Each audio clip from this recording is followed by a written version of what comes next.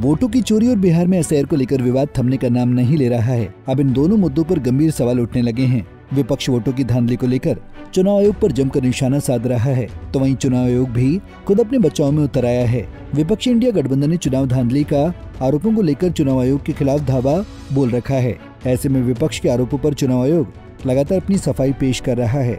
इसी कड़ी में अब चुनाव आयोग ने जनता से 5 सवाल पूछे। ये सुनकर अब आप सोच रहे होंगे कि आखिर चुनाव आयोग ने जनता से क्या सवाल पूछे और इसकी जरूरत क्यों पड़ी। आइए इस वीडियो में इन सभी सवालों के जवाब ढूंढने की कोशिश करते हैं। दरअसल बिहार विधानसभा चुनाव से पहले मतदाता सूची के विशेष गहन पुनरीक्षण यानी एसआईआर को लेकर सियासी हलचल तेज हो गई है। लोकसभा में नेता प्रतिपक्ष राहुल गांधी और आरजेडी नेता तेजस्वी यादव इस प्रक्रिया पर लगातार सवाल खड़े कर रहे हैं।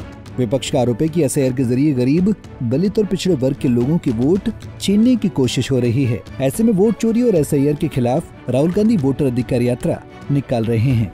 ये यात्रा करीब 1300 किलोमीटर लंबी है। इसका उद्देश्य लोगों को एसआईआर के खिलाफ जागरूक करना। एसआईआर और वोट चोरी के खिलाफ पूरे देश में बवाल को देखने को मिल रहा है।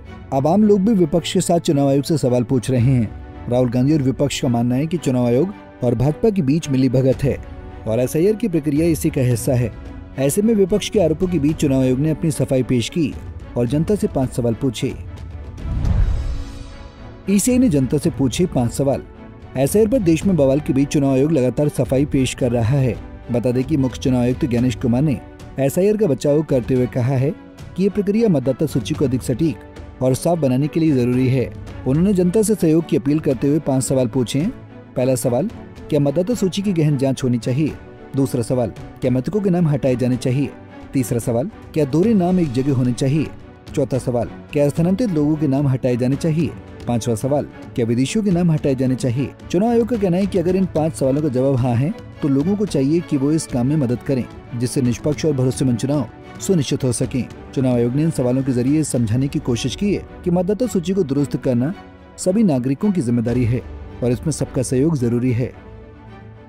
विपक्ष ने आरोप लगाया कि एसआईआर के नाम पर वैध मतदाताओं के नाम मतदाता सूची से हटाए जा रहे हैं। कांग्रेस नेता राहुल गांधी ने सासाराम में उन नागरिकों से मुलाकात की जिन्होंने 2024 के लोकसभा चुनाव में मतदान किया था, लेकिन अब उनके नाम वोटर लिस्ट से गायब हैं। राहुल ने इस पूरी प्रक्रिया को संस्थागत वोट चोरी करार दिया और कहा कि इंडिया गठबंधन इसके खिलाफ सड़कों से लेकर संसद तक संघर्ष करेगा।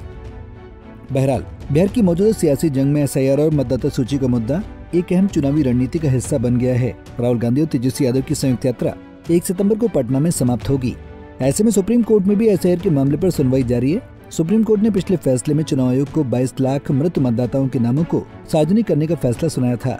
ऐसे में अगर हकीकत में चुनाव में फर्जी वोट डाले जा रहे हैं तो ये बेहद गंभीर विषय है। विपक्ष की मांग है कि एसआईआर और फर्जी वोटों के मुद्दे पर ईसीआई गहन जांच करें और इसमें सरकार भी शामिल हो। ऐसे में बिहार की सियासी जमीन पर वोटर लिस्ट रिवीजन पर बवाल देखने को मिल रहा है। खैर, विपक्ष के आरोपों में कितनी सच्चाई है ये तो विस्तृत जांच होने के बाद ही पता चलेगा। Bureau report, Punjab Kesari TV. हमसे जुड़े रहने के लिए हमारे YouTube चैनल को सब्सक्राइब करें और नई वीडियो की नोटिफिकेशन के लिए बेल आइकॉन को दबाएं।